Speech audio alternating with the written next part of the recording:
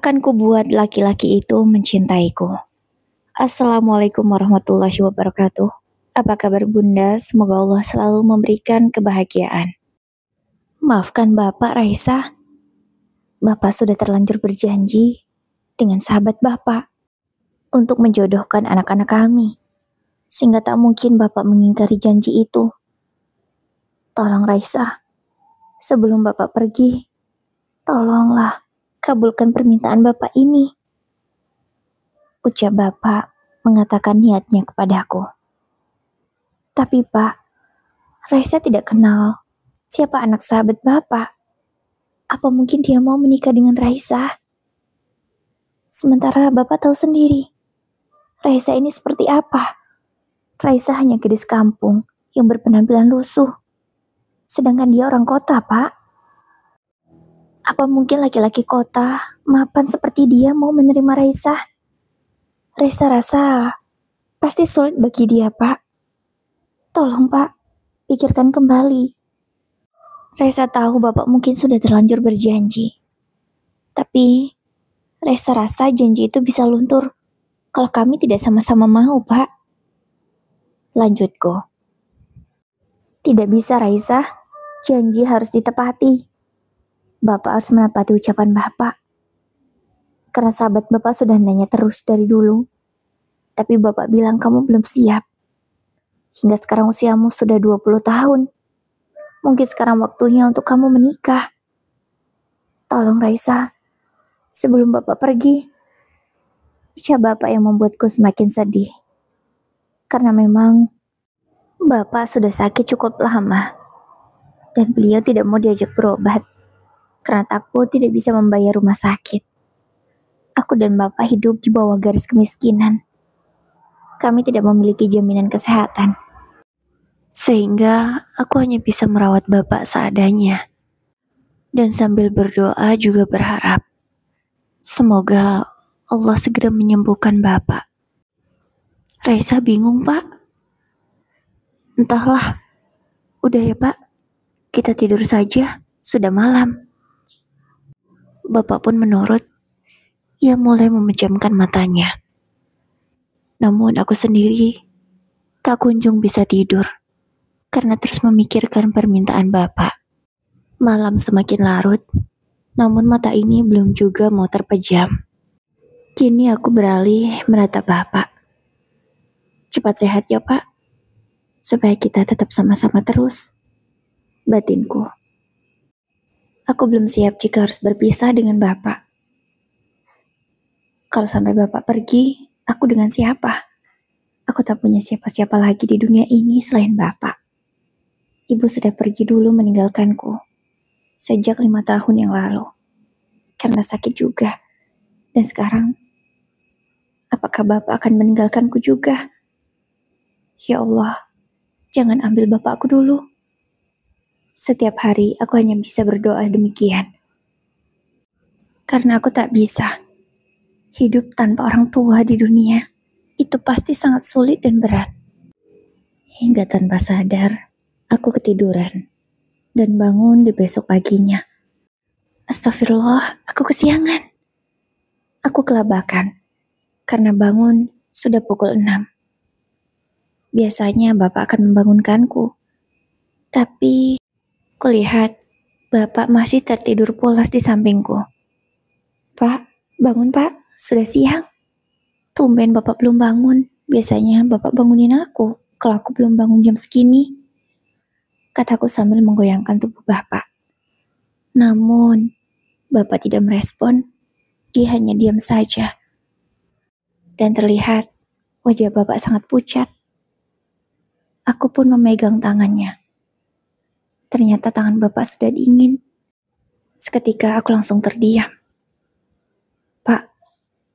Pak, air mataku tak dapat kubendung. Aku menangis sampai meraung-raung. Bapak tidak bergerak lagi. Nafasnya sudah terhenti. Diana tetanggaku, yang sekaligus sahabat dekatku, yang mendengar tangisanku langsung datang. Ada apa Raisa? Tanyanya dengan panik. Astagfirullah. Sepertinya Diana sudah menyadari apa yang terjadi. Dia segera keluar rumah lagi dan memanggil warga lainnya. Hingga tak lama kemudian, banyak warga yang datang. Dan singkatnya, Bapak sudah dimakamkan. Orang-orang sudah pada pulang semua. Hanya tinggal aku sendiri bersama Diana. Raisa, ayo pulang. Tak baik menangisi bapakmu terus-menerus. Kasihan beliau. Sekarang dia sudah tidak merasakan sakit lagi. Sudah ikhlaskan ya. Aku tahu pasti berat. Tapi tak baik juga terus menangisinya. Kata Diana berusaha mengingatkanku. Namun, aku masih tak mau pergi dari sini. Aku belum sanggup jika harus berpisah dari Bapak. Aku gak kuat, Diana. Aku gak punya siapa-siapa lagi. Aku sama siapa? Aku sendiri. Ucapku sambil terus menangis. Ada aku. Aku dan ibu akan menganggapmu seperti keluarga. Dari dulu kan juga memang begitu. Kamu tidak usah khawatir. Masih ada kami. Terima kasih, Diana. Kamu sudah menganggapku seperti saudaramu sendiri. Tapi tetap beda rasanya. Aku masih bisa belum menerima keadaan ini. Raisa, Diana langsung memeluk erat. Setelah aku tenang, akhirnya aku mau pulang bersama Diana. Raisa, kamu jangan merasa sendiri ya, nak. Masih ada ibu dan Diana. Kami juga keluargamu. Kata ibu Diana dengan lembut. Terima kasih ya, Bu. Aku segera memeluk beliau. Kamu istirahat dulu ya, biar aku ambilkan makanan. Kata Diana. Gak usah, aku belum selera makan. Jawabku. Jangan begitu, kamu tetap harus makan. Nanti kamu sakit. Kalau kamu sakit, pasti bapakmu sedih. Pokoknya harus makan ya. Kata Diana memaksa. Dan akhirnya, dia sudah kembali dengan sepiring nasi di tangannya. Ayo Raisa makan, biar aku suapi ya. Ucapnya. Akhirnya mau tak mau, aku memakan hingga 3 suap nasi. Setelahnya aku sudah kehilangan selera. Sudah Diana, aku sudah kenyang. Kataku menolak suapan yang keempat. Ya sudah, nanti kalau kamu lapar, kamu bilang saja ya. Ucap Diana. Aku pun mengangguk. Raisa, kamu jangan sedih terus begini. Ikhlaskanlah. Dan doakan saja bapakmu. Kata Diana menghiburku. Iya Diana, aku akan coba mengikhlaskan. Pengajian untuk bapak selama 7 hari sudah selesai dilaksanakan. Alhamdulillah, akhirnya selesai. Kataku dengan lirih. Terima kasih ya Diana, kamu selalu membantuku. Aku selalu merepotkan kalian. Kataku merasa tak enak. Jangan bilang begitu, kami kan keluargamu juga. Bukankah keluarga harus saling tolong-menolong? Jawab sahabatku. Aku merasa bersyukur karena memiliki sahabat sebaik Diana dan memiliki orang tua sebaik ibunya. Sekarang, apa yang mau kamu lakukan? Tanya Diana. Aku tidak tahu. Aku masih bingung. Lagi pula aku masih sangat sedih dengan kepergian Bapak. Sah, kamu harus bangkit dan semangat.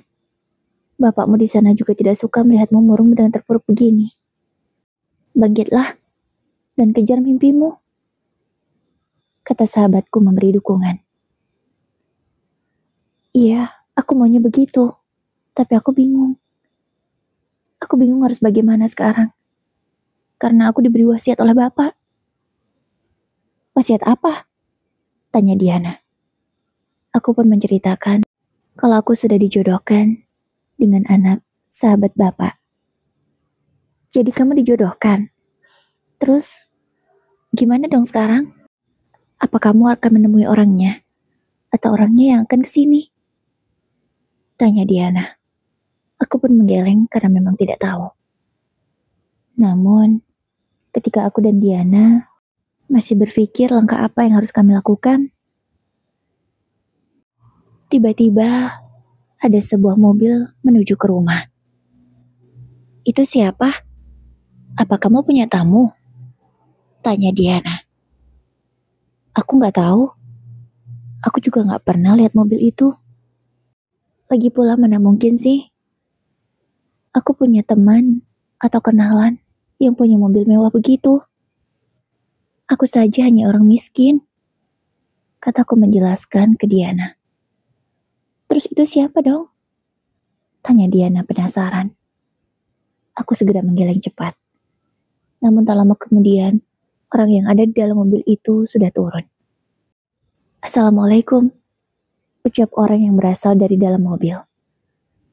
Ternyata itu seorang laki-laki parubaya.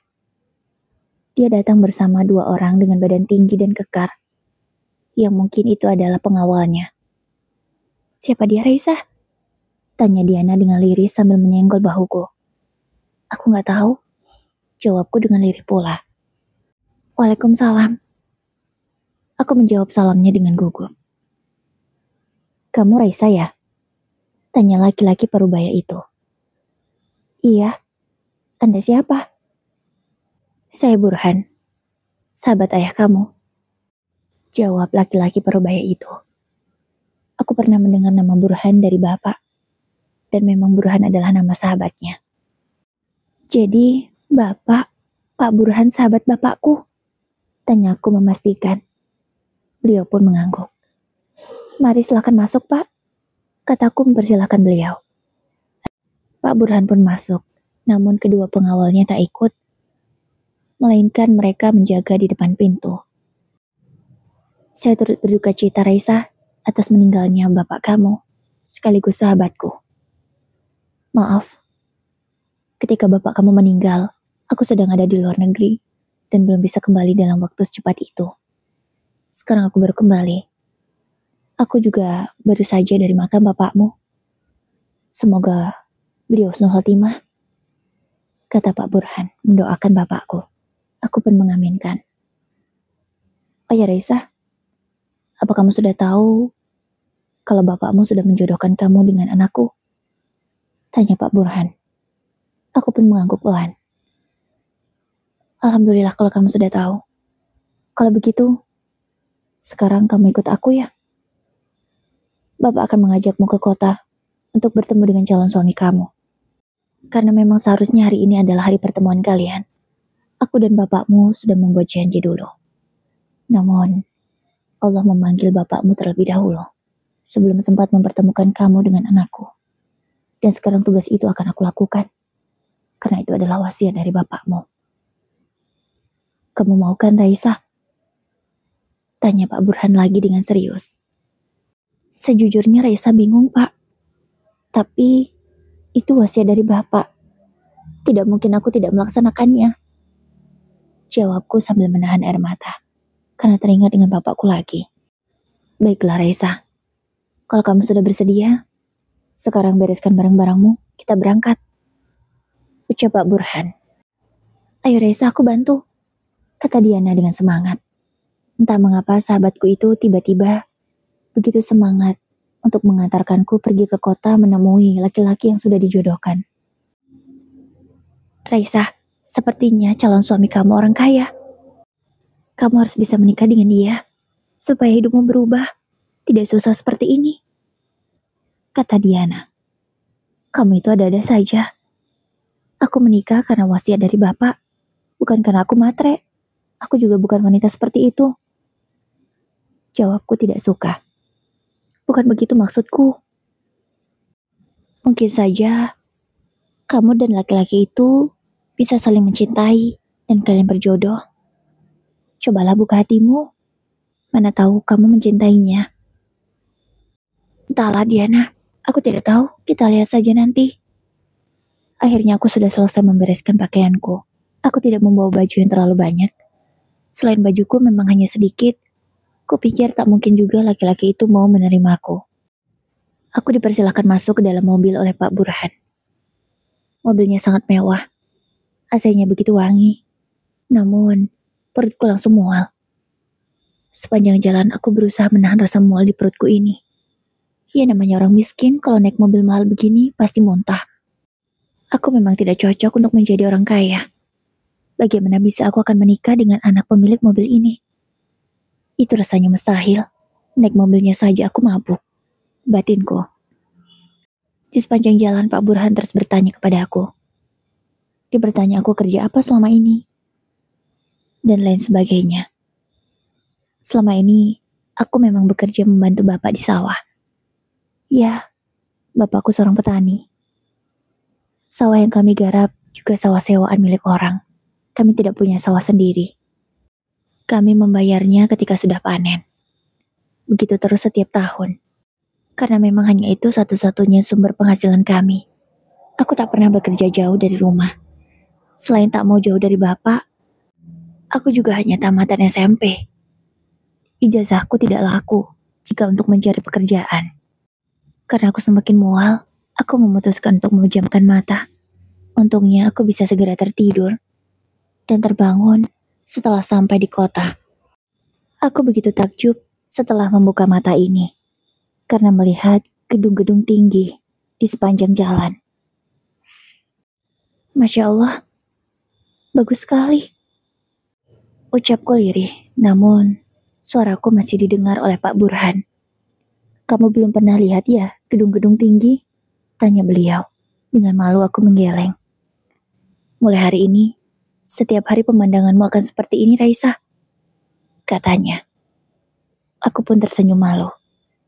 Hingga tak lama kemudian, aku memasuki sebuah komplek perumahan. Rumahnya berlantai 3 semua. Ukurannya sangat besar. Kalau boleh ku bilang, ini sepertinya rumah sultan. Mewah-mewah semuanya. Bahkan garasi mobilnya sangat luas. Setelah beberapa menit, akhirnya mobil berhenti. Sudah sampai di rumah saya, kata Pak Burhan dengan lembut. Dia pun mempersilahkan aku turun. Tak lupa aku sudah membawa tas lusuhku. Ya Allah, aku merasa tak pantas untuk menginjakkan kaki di rumah mewah seperti ini. Aku lebih cocok menjadi pembantu sepertinya. Ucapku dalam hati. Aku berjalan semakin mendekati rumah itu. Hingga akhirnya sudah sampai di dalamnya. Aku melihat ke sekeliling. Rumah itu sangat tinggi. Di atas kepalaku terdapat lampu yang begitu mewah, mengkilat, bercahaya seperti berlian. Ditambah lagi perabotan-perabotan yang terlihat semuanya mahal dan bagus. Lantainya pun bisa untuk berkaca. Ya Allah, mimpi apa aku bisa masuk ke rumah semewah ini? Batinku. Dengan malu dan takut, aku duduk di sofa mahal rumah ini karena sudah dipersilahkan oleh Pak Burhan.